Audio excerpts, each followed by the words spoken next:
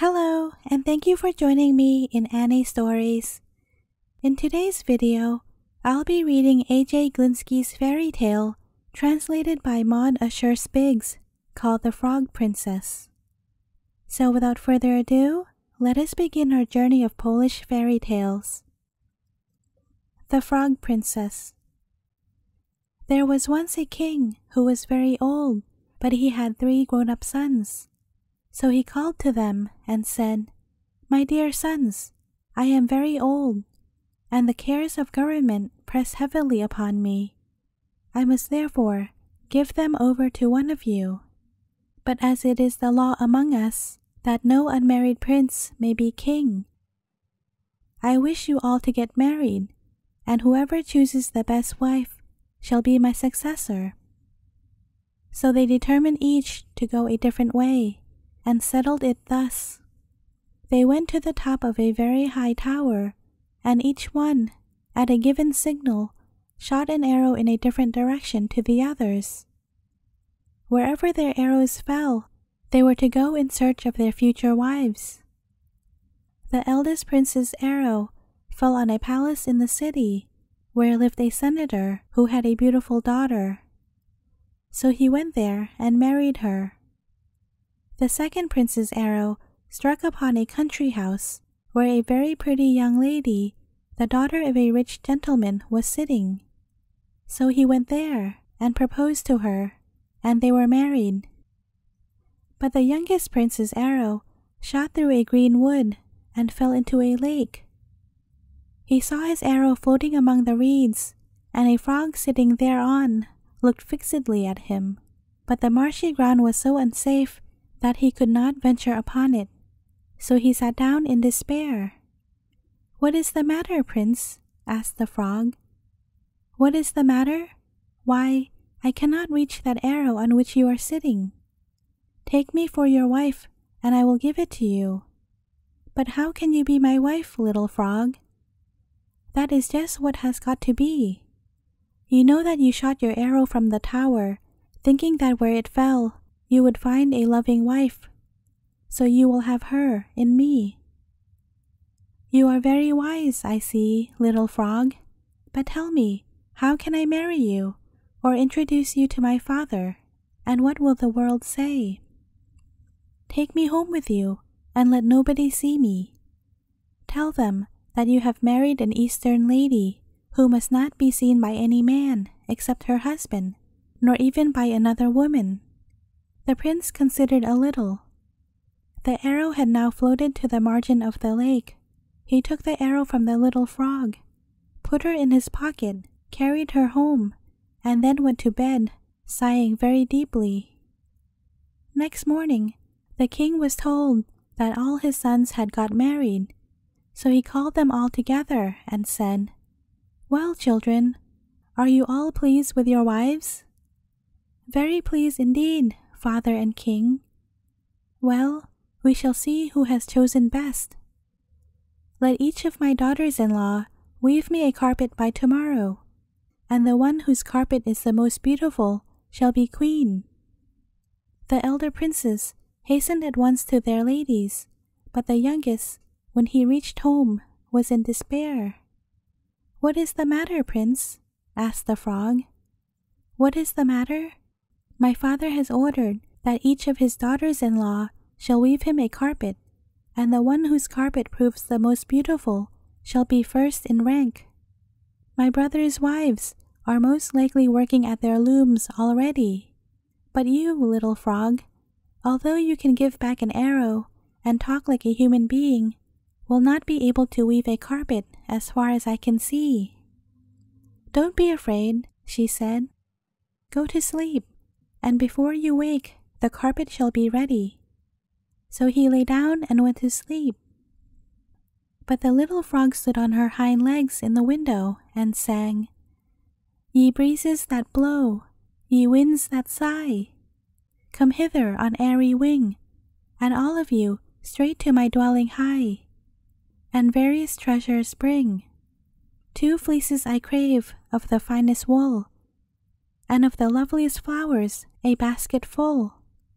From the depths of the ocean bring sands of gold, and pearl drops of lustre manifold, that so I may fashion a carpet bright, adorned with fair flowerets and gems of light, and weave it in one short day and night, when my true love's hand must the treasure hold. There was a gentle murmur of the breezes, and from the sunbeams descended 7 lovely maidens, who floated into the room, carrying baskets of various colored wools and flowers. They curtsied deeply to the little frog, and in a few minutes they wove a wonderfully beautiful carpet. Then they curtsied again and flew away. Meanwhile, the wives of the other princes bought the most beautifully colored wools and the best designs they could find, and worked hard at their looms all the next day. Then all the princes came before the king, and spread out their carpets before him. The king looked at the first and the second, but when he came to the third, he exclaimed, "That's the carpet for me. I give the first place to my youngest son's wife, but there must be another trial yet." And he ordered that each of his daughters-in-law should make him a cake next day, and the husband of the one whose cake proved the best should be his successor. The youngest prince came back to his frog wife. He looked very thoughtful and sighed deeply. "What is the matter, prince?" she asked. "My father demands another proof of skill, and I am not sure that we will succeed so well as before. For how can you bake a cake?" "Do not be afraid," she said. "Lie down and sleep, and when you wake, you will be in a happier frame of mind." The prince went to sleep, and the frog sprang up to the window and sang, "Ye breezes that blow, ye winds that sigh, come hither on airy wing, and all of you straight to my dwelling hie, these various gifts to bring. From the sunbeam bright bring me heat and light, and soft waters distill from the pure flowing rill. From the flowers of the field the sweet odors they yield. From the wheat fields obtain 5 full measures of grain, so that I may bake in the night time a cake for my true love's sake." The winds began to rise, and the 7 beautiful maidens floated down into the room, carrying baskets with flour, water, sweetmeats, and all sorts of dainties. They curtsied to the little frog, and got the cake ready in a few minutes, curtsied again, and flew away. The next day, the 3 princes brought their cakes to the king. They were all very good, but when he tasted the one made by his youngest son's wife, he exclaimed, "That is the cake for me, light, floury, white, and delicious." "I see, my son, you have made the best choice, but we must wait a little longer." The 2 elder sons went away much depressed, but the youngest greatly elated. When he reached home, he took up his little frog, stroked and kissed her, and said, "Tell me, my love, how it was that you, being only a little frog, could weave such a beautiful carpet, or make such a delicious cake." "Because, my prince, I am not what I seem. I am a princess, and my mother is the renowned Queen of Light, and a great enchantress. But she has many enemies, who, as they could not injure her, were always seeking to destroy me. To conceal me from them, she was obliged to turn me into a frog, and for 7 years I have been forced to stay in the marsh where you found me. But under this frog skin, I am really more beautiful than you can imagine. Yet, until my mother has conquered all her enemies, I must wear this disguise. After that takes place, you shall see me as I really am." While they were talking, 2 courtiers entered, with the king's order to the young prince to come to a banquet at the king's palace and bring his wife with him, as his brothers were doing by theirs. He knew not what to do, but the little frog said, "Do not be afraid, my prince. Go to your father alone, and when he asks for me, it will begin to rain. You must then say that your wife will follow you, but she is now bathing in Maydew. When it lightens, say that I am dressing, and when it thunders, that I am coming." The prince, trusting to her word, set out for the palace, and the frog jumped up to the window, and standing on her hind legs, began to sing. "Ye breezes that blow, ye winds that sigh, come hither on airy wing, and all of you straight to my dwelling high, these several gifts to bring. My beauty of yore, and my bright youth once more, all my dresses so fair, and my jewels so rare, and let me delight my dear love by the sight." Then the 7 beautiful damsels, who were the handmaidens of the princess, when she lived with her mother, floated on the sunbeams into the room. They curtsied, walked 3 times round her, and pronounced the magical words. Then the frog skin fell off her, and she stood among them, a miracle of beauty, and the lovely princess she was. Meanwhile, the prince, her husband, had arrived at the royal banquet hall, which was already full of guests. The old king welcomed him warmly and asked, "Where is your wife, my son?" Then a light rain began to fall, and the prince said, "She will not be long. She is now bathing herself in Maydew." Then came a flash of lightning, which illuminated all the palace, and he said, "She is now adorning herself." And when it thundered, he ran to the door, exclaiming, "Here she is!" And the lovely princess came in, seeming to bring the sunshine with her. They all stood amazed at her beauty. The king could not contain his delight, and she seemed to him all the more beautiful because he thought her the very image of his long-deceased queen. The prince himself was no less astonished and overjoyed to find such loveliness in her, whom he had only as yet seen in the shape of a little frog. "Tell me, my son," said the king, "why did you not let me know what a fortunate choice you had made?"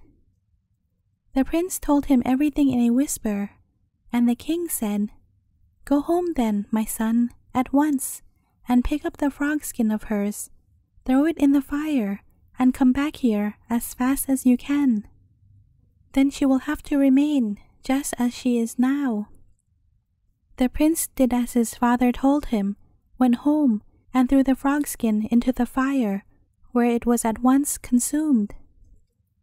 But things did not turn out as they expected, for the lovely princess, on coming home, sought for her frog skin, and not finding it, began to cry bitterly. When the prince confessed the truth, she shrieked aloud, and taking out a green poppy head, threw it at him. He went to sleep at once, but she sprang up to the window, sang her songs to the winds, upon which she was changed into a duck, and flew away. The prince woke up in the morning, and grieved sadly when he found his beautiful princess gone. Then he got on horseback, and set out to find her, inquiring everywhere for the kingdom of the Queen of Light, his princess's mother, to whom he supposed she must have fled. He rode on for a very, very long time, till one day he came into a wide plain, all covered with poppies in full flower, the odor of which so overpowered him that he could scarce keep upright in his saddle. Then he saw a queer little house, supported on 4 crooked legs. There was no door to the house, but knowing what he ought to do, he said, "Little house, move on your crooked legs free, turn your back to the wood, and your front door to me." The hut with the crooked legs made a creaking noise and turned round, with its door towards the prince. He went straight in, and found an old fury, whose name was Yenjar, inside. She was spinning from a distaff and singing. "How are you, prince?" she said. "What brings you here?" So the prince told her, and she said, "You have done wisely to tell me the truth. I know your bride, the beautiful daughter of the Queen of Light." She flies to my house daily in the shape of a duck, and this is where she sits. Hide yourself under the table and watch your opportunity to lay hold of her. Hold her fast, whatever shapes she assumes. When she is tired, she will turn into a spindle. You must then break the spindle in two, and you will find that which you are seeking." Presently, the duck flew in, sat down beside the old fairy, and began to preen her feathers with her beak. The prince seized her by the wing. The duck quacked, fluttered, and struggled to get loose. But seeing this was useless, she changed herself into a pigeon, then into a hawk, and then into a serpent, which so frightened the prince that he let her go, on which she became a duck again, quacked aloud, and flew out of the window. The prince saw his mistake, and the old woman cried aloud, "What have you done, you careless fellow? You have frightened her away from me forever. But as she is your bride, I must find some other way to help you. Take this ball of thread, throw it before you, and wherever it goes, follow after it. You will then come to my sister's house, and she will tell you what to do next." So the prince went on day and night, following the ball of thread, till he came to another queer little house, like the first, to which he said the same rhyme, and going in, found the second old fairy, and told her his story. "Hide under the bench," she exclaimed, "your bride is just coming in." The duck flew in as before, and the prince caught her by the wing. She quacked and tried to get away. Then she changed herself into a turkey, then into a dog, then into a cat, then into an eel, so that she slipped through his hands and glided out of the window. The prince was in despair, but the old woman gave him another ball of thread, and he again followed it, determined not to let the princess escape again so easily. So going on after the thread, as it kept unwinding, he came to a funny little house, like the first two, and said, "Little house, move on your crooked legs free, turn your back to the wood, and your front door to me." The little house turned round, so that he could go in, and he found a third old fairy inside, much older than her sisters, and having white hair. He told her his story, and begged for help. "Why did you go against the wishes of your clever and sensible wife?" said the old woman. "You see, she knew better than you what her frog skin was good for. But you must need be in a hurry to display her beauty, to gain the world's applause, that you have lost her, and she was forced to fly away from you." The prince hid himself under the bench. The duck flew in and sat at the old woman's feet, on which he caught her by the wings. She struggled hard, but she felt his strength was too great for her to resist, so she turned herself into a spindle at once. He broke it across his knee, and lo and behold, instead of the two halves of the spindle, he held the hands of his beautiful princess, who looked at him lovingly with her beautiful eyes, and smiled sweetly. And she promised him that she would always remain as she was then, for since her mother's enemies were all dead, she had nothing to fear. They embraced each other, and went out of the old fairy's hut. Then the princess spoke some magical spells, and in the twinkling of an eye, there appeared a wonderful bridge, reaching from where they stood hundreds of miles, up to the very gallery of the palace, belonging to the prince's father. It was all made of crystal, with golden handrails and diamond bosses upon them. The princess spoke some more magical words, and a golden coach appeared, drawn by 8 horses, and a coachman, and 2 tall footmen, all in golden liveries. And there were 4 outriders on splendid horses, riding by the side of the coach, and an equerry riding in front and blowing a brazen trumpet, and a long procession of followers in splendid dresses came after them. Then the prince and princess got into the golden coach and drove away. thus accompanied along the crystal bridge till they reached home, when the old king came out to meet them and embraced them both tenderly. He appointed the prince his successor, and such magnificent festivities were held on the occasion as never were seen or heard of before. The end. Thank you for listening. If you enjoyed this story, please give it a thumbs up and share it. I really appreciate all the support that everyone has given to my small channel. Hope to see you again tomorrow with another tale.